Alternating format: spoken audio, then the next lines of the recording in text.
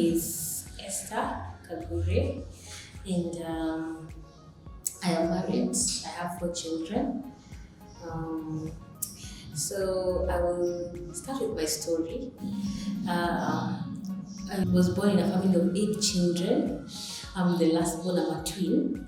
So I am second last. But as twins, you say the first one, the second one. So I was the first twin. Our growing up was really nice. We grew up in Kitale, in a farm, and it was really nice. And most of my siblings were studying in Nairobi because my dad is a teacher. So, and then the twins, we used to stay with my parents and studying in Kitale. So it was a very simple growing up life. And then after that, so I really got an inspiration from my parents because they are very hardworking, and my mom had 8 children, but she used to go to work. My dad used to go to work, although they were working different parts of. My dad used to work in Nairobi, my mom used to work in Kitale, but there was a lot of hardworking parents and God-fearing parents also, because we used to go to church all the time. We used to go to, my parents are Catholics, so every Sunday we go to church, like there's no missing church and all that. So that is how I grew up. Then I finished primary, we went to high school, and in high school I remember we also went to a very God-fearing high school with my twin sister, and it was called Pagani Girls, if you would know that. And we used to really pray, and even though there is YCS, there is the Pentecostal. So for us, we used to go to YCS at some point. Then at some point, we moved to the Pentecostal side in school. We got saved, we served the Lord, we finished. And there used to be a lot of career talk in school. What will you be? What do you want to be? And for me, I said I want to be a nurse. I wanted to be a nurse for a long time. So that's what we worked towards. So we finished high school, and I continued. So I didn't know what to do when you finish high school, because you have to go to university or college. So for me, I wanted to be a nurse, but I remember my sister called me and she told me, "Why do you want to be a nurse?" I was like, it's good, and I want to study in Nairobi University to be a nurse. And she told me, "Are you sure you want to be a nurse?" And then she told me, because she's a pharmacist and she has worked in hospitals, so she told me, "Are you sure? Let me tell you what it entails to be a nurse." And when she told me, I knew in my heart that I didn't want to be a nurse. Because I didn't think I was able to deal with blood and all those things that come with it. So I was confused. I didn't know what to do. So my dad one day called me. My dad was a principal at a school called Educational Center. So he called me with the other teachers, just a nice conversations we had. And she told me, "You see, this teacher has done a diploma and did a degree, then she has done a master's, and she's even doing a PhD. Why don't you try this education route?" I was like, "I'm not sure. I don't want to be a teacher." I was not sure about it. Then my dad continued pursuing that and encouraging me. And I would see my dad's friends, how they were successful because they went to university, they have done even PhDs. So I think I was encouraged by that. So I eventually agreed, and I started with diploma. Although I was the only one in my family who did a diploma, the rest of my siblings, the 7 of them, started immediately with a degree. So for me, I would think I was heartbroken, but I said, let me try this. So I did the diploma. Then immediately I finished, I went to do now a degree in early childhood education. So that has been my growing up life, and that is where I found myself in education. So for me, I'm a trained teacher with a degree in early childhood education.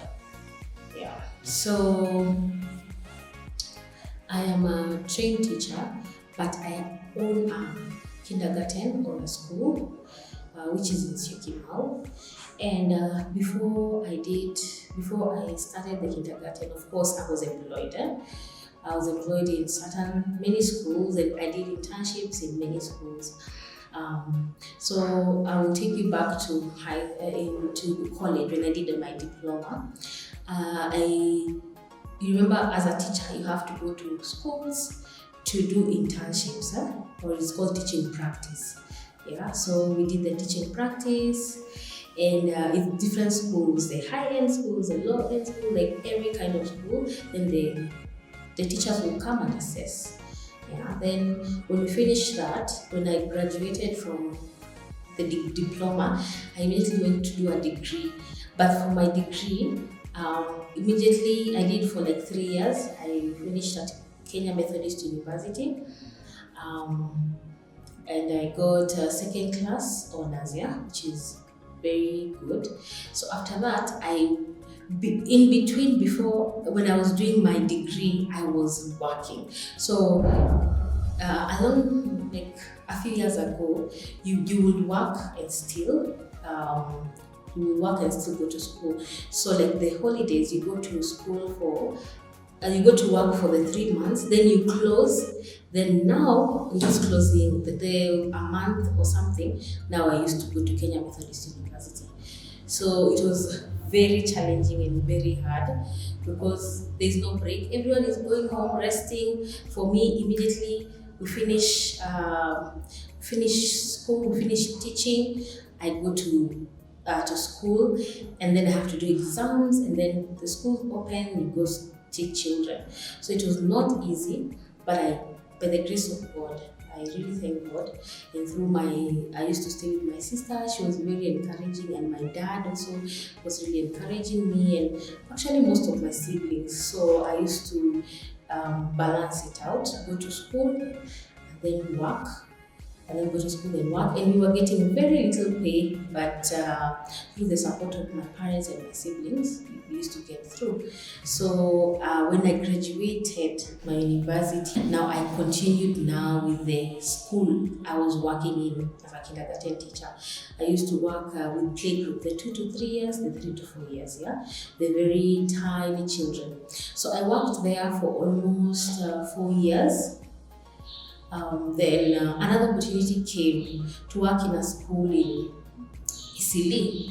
So I said, let me go and work in that school. In my church, there's a church member who told me, please send me your CV so that I'm able to, there's an opportunity to be a head teacher or an administrator. So I was like, okay, I sent him and I got the job. And the good thing is that the person who employed me knew the Lord and all that. So I went there and worked as a head teacher for 5 years. It was not easy because it was a Muslim community and it was the Somalis, So the children were a bit different from the school I was in. The environment was not easy, but I fought on 5 years. Then I took a break to take care of my child. I had a child, a boy. So I quit my job and then I said, let me stay at home and take care of my child. Then in that process now is when I think the desire of starting a school and desiring to start a kindergarten came. So that is how we started our business now. So we started our business. We used to live in the Ligwa, then we now moved to Syokimau to start our business. I started my business in 2019, September. And what inspired me and my husband is the love of children and the desire to start a place where it's safe. I remember actually the former director who had given me the job in Isili asked me, where do you want to be in 5 years? And I think that's where the power of the tongue comes in. I said, I want to start my own school. You know, the way you just talk with someone. And I remember when I just finished the 5 years, working there. Then I stayed, I think, 1.5 years taking care of my child. Then now we decided now to start a school. We started looking for a place. We prayed about it, and we started a school in Ethiopia now. Yeah. So, because I'm a teacher, so I really desired to. First of all, my dad inspired me. Number one, my dad is a teacher, and he also owns a school somewhere in Kitale. So he really inspired me because I wondered, teachers teachers are great because they instill values in children, and that's why we desire to be a good teacher, so that you instill good values. If you're a bad teacher who breaks children with your words, then I think those children grow up with bad values. So my dad inspired me. And also my dad's friends. I remember there are two ladies who have really studied and done their PhD, who really encouraged me to be a teacher. I think they really inspired me also to start my own school. Yes. So initially, remember, I had quit my job 1.5 years ago, so it was only my husband who was working. So we took a loan from the bank. I think we started, the capital was like 2 million, something like that. But we didn't so we obtained that from the bank, the 2 million. But remember, we just obtained the premises renting, the renting, but we didn't have a van, we didn't have anything, we didn't have the staff, but that was like the initial capital to start. So I started my business in 2019, and then 2020 is when the COVID started. So remember, the schools were closed February of 2020. So it means I had just done one term, so that was our second term. So it was not that easy. So for breaking even, like making profit, has been really slow because of the COVID. Remember, 2020 we were not in school, then 2021. So right now, I think now 2023 is when we are breaking even. Yeah, breaking even with the numbers. Yeah. So I think the inflation has really affected the school business because remember, the school is a community. You work with parents and you work with teachers. So if parents don't have the financial muscle to pay school fees, it means they will not bring their children to your school. So I can actually say it has really affected the economy. And remember, actually post-COVID, most parents, they were fired from their jobs, or the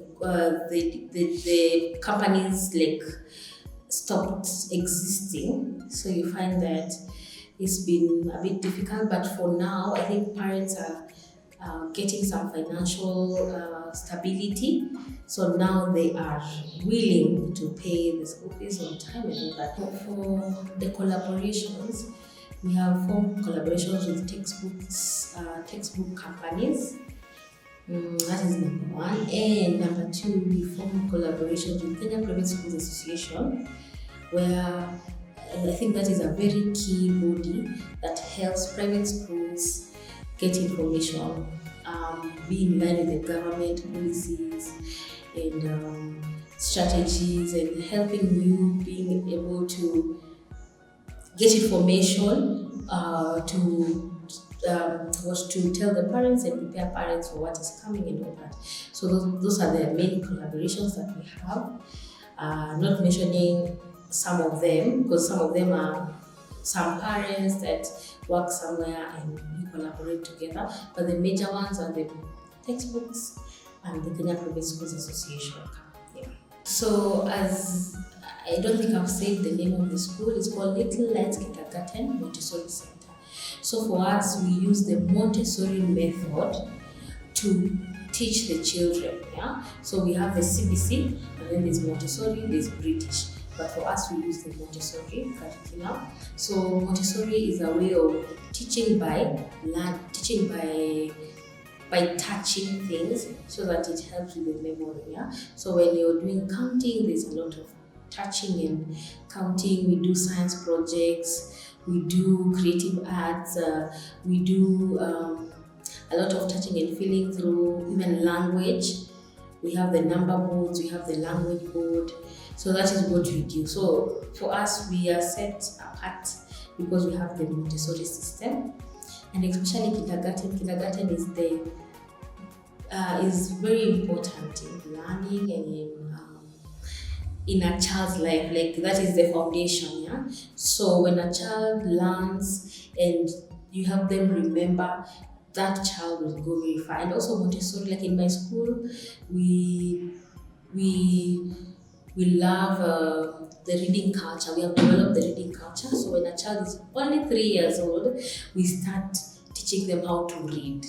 We read a lot of storybooks. We do the 3-letter words. So we help this child stand out. Yeah. So even if they go to other schools, there's a difference that you will see in this child. So you create that love for learning. It's not forced. They do it on their own. So that's our catch, like, for Montessori school.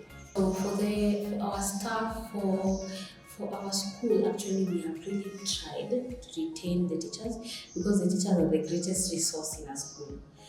I can say that. Yeah, they are very important. So for us, we do a lot of team building, and we do a lot of training for them, from first aid to teaching teachers how to teach reading, teaching them how to have class control. So we do a lot of trainings, and we do team buildings, and we do also a lot of meetings, just indoor meetings. Yeah, just only us as teachers, the teachers of the school and the staff. So we're able to encourage each other, to rebuke, to stop something that is going on. And yeah, so I think having a very strong staff also helps the school grow, because parents are able to trust that, oh, if this teacher has been here for 3 years, 4 years, then it means this school is, there's something they're doing different than others. So it means you don't have a high turnover of teachers. Because it's a Christian school, yeah, and you find that the area around, mostly they don't come out saying that they are a Christian institution. So for us, I think we market ourselves as Christian, and we market ourselves as Montessori. So you find that also we compete with the schools there, although they are big schools, but we compete with those schools. And then number 2, also parents love a very small knit community to bring their small children. So I think with that, we have that competition. And then also advertising the school also really helps to stay ahead of competition, because even in that area, there are many schools around. There are big schools and small schools. So that is what we do. And then also we introduce learning through digital. We do a digital education, and we allow the children to be able to manipulate technology, so that they are able to do some things using the computer, or just a few learning here and there. Okay, so the challenges that we've been having first is the student growth in a school. Yeah. So remember, a school grows by word of mouth. Even though you advertise, even though you shout from the rooftop, first it's word of mouth. The children that you have, the 8 children you have, the 1 child that you have, then the parent goes to talk about the school. So the first challenge is the growth is very slow. For a school, the growth is slow. You have to be very patient. The other challenge is getting good teachers. The challenge is getting good teachers in your institution. Teachers are many, they are all over, but getting the right teachers for that institution, for what are your values, what are your what values do you hold, so that you can employ those teachers that you want. So also the challenge has been that. The other challenge we've had also is financial challenge, because running a school is not easy. You have staff, you have food that you need to cook for the children, you need a lot of water So of course there's water bills and all that. So financial strain that we've been having, because you have to pay salaries for these teachers, and also remember I've told you the growth of the school is sometimes can be very slow. So remember the first initial money that you had, now you have to use it very wisely to pay salaries until the school catches on. So those are the challenges that we've been having. For me, I remember COVID-19 when it came, we had just done a term, then we are going to the second term. So it was very challenging. We have just started the business. We are praying and hoping that children are going to come. And then remember, you have to also pay salaries. So during the COVID, we even had challenges of paying the salaries of the teachers, because I'm not working, my husband is working a few days. Remember, it's COVID, so even there's no work. So it was very challenging to remain, for the business to remain afloat. And I think I even remember we were asking ourselves, do we close down the school? Do we just stop? And then after COVID, now we start again. Then we do away with the premise and we just tell the landlord we're not going to be able to pay the rent. But I remember our landlord was very gracious and he reduced an amount for the institution. So we used to pay slightly lower than what we had negotiated. And then now after COVID, now he returned the amount. Yeah. So, but for the teachers, it was really hard to keep them afloat. By the grace of God, when we started again, they came back. The proudest moments that we have had as an institution is, I remember I had my first son, he's called Adriel. We started with him, and I think my proudest moment is when he graduated last year. He finished PP2 and now he went to another institution, because for now we have only kindergarten. And I think as a parent, I look back and he started the play group. He went to baby class, he went to PP1, then PP2. So for us as an institution, because last year was our first graduation, we were really proud and grateful to God for what He had provided for us, and just the growth we can see over time. We have thought of closing down many times, especially during COVID. We thought of closing down because we were not able to support our teachers. Can you imagine? We're not able to pay them. You're not able to even collect rent. You don't even know where you get rent. So that you don't make the landlord angry, to make the teachers angry, we really thought of really closing down. So for us, the future plan is to open now, to start from year 1. We want to do the British curriculum, so we want to do the year 1 to year 11 or year 13. So that is what we are desiring now, to have our own land to build and to keep the school growing.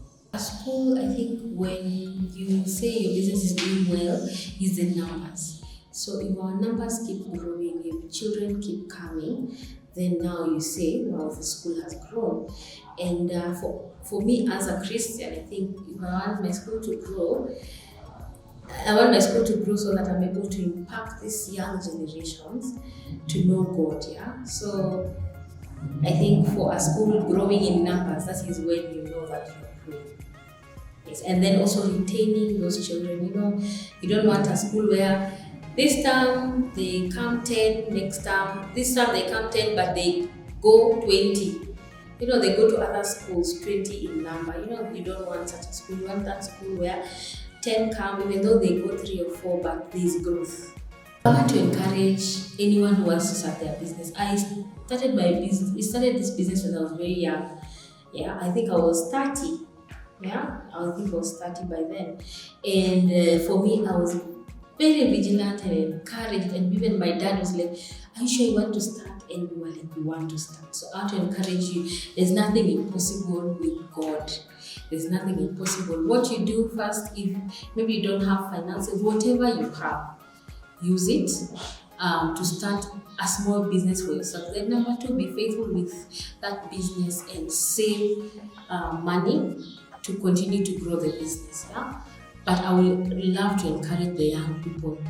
whatever you have. Don't stay at home and watch TV the whole day, watch series. Everyone is watching series and movies.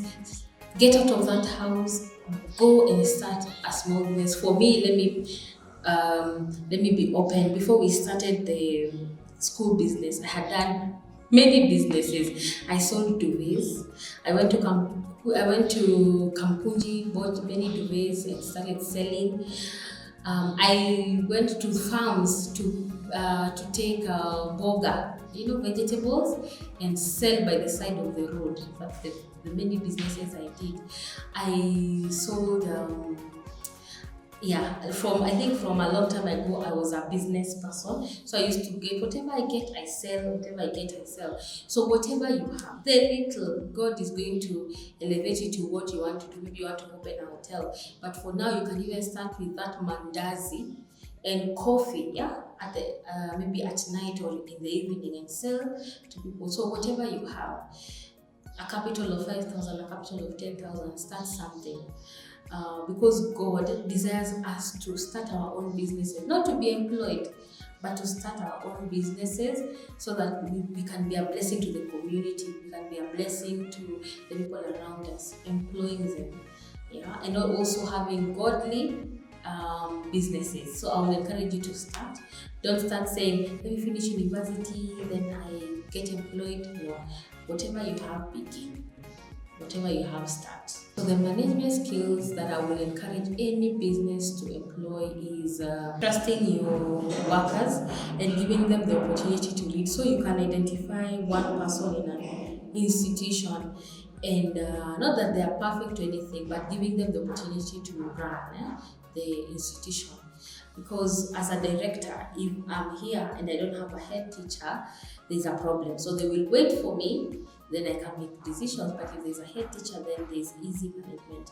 So number one, if you want to manage your school, you have to delegate, or institution or business. Delegate some responsibilities to one of the workers or two, and then also empowering them to that position of leadership and encouraging them. And also the other staff to know that this person is maybe the head teacher. Make it clear so that now there's the chain of command is clear. So Little Lights Kindergarten Montessori Center is along Katani Road in Syokimau, opposite Jobels Park. We have playgroup, baby class or pre-kindergarten. Then we have KG1 and KG2, kindergarten 1 and kindergarten 2. So that is the age from 2 years to 7 years. That's what we do. We use the Montessori curriculum or the Montessori system to teach the children, but we integrate it with CBC so that when a child leaves our institution, they're able to survive or they're able to prosper in these other schools. The teachers were trained in Montessori, so when you come, we are very serious with how we teach our children, because we take the Montessori teachers to teach these young children. Then also we are a Christian institution, so we have the devotions with the children. We have a memory verse during the term. 1 or 2 memory verses that they have to learn. Then also we have at the end of every term we have activities. So like this term that is starting, we will have the sports day. The next term, because it's Christmas, we'll have a Christmas play. We will have a Christmas play. We'll have graduation. The first term maybe we'll have cultural day. So we have activities at the end of every term to bring the parents together. And also like last time we had something called readathon. So we engage children in a lot of reading, many books and many storybooks. And then at the end of the term now we had one event for reading. So as a school we stand out because we have those many different activities for the children and for the parents also. You'll find us on Facebook, Little Lights Kindergarten, and on Instagram, littlelights.ke. So you'll find us littlelightskindergarten.ke and Little Lights Kindergarten. on Facebook. Our number is 0726 434 534. When you call that number, you will reach us.